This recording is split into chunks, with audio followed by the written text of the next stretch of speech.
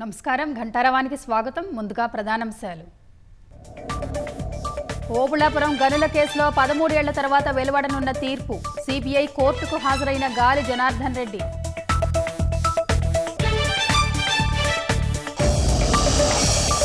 RTC ఉద్యోగులకు యాజమాన్యం బహిరంగ లేఖ. సమ్మె పేరుతో బెదిరిస్తే చర్యలు తప్పవని హెచ్చరిక.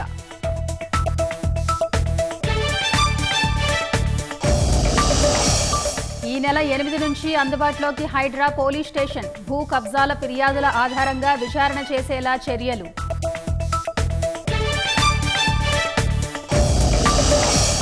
భారత్ ప్రతీకార చర్యలకు దిగితే ధీటుగా బదిలిస్తామన్న పాకిస్తాన్. కశ్మీర్ను తమ నుంచి విడదీయలేరని ఆర్మీ చీఫ్ మునీర్ ప్రగల్భాలు. పహల్గాం దాడిని ఖండించిన ఐరాస ప్రధాన కార్యదర్శి. సైనిక చర్య పరిష్కారం కాదని భారత్ పాకిస్తాన్కు సూచన.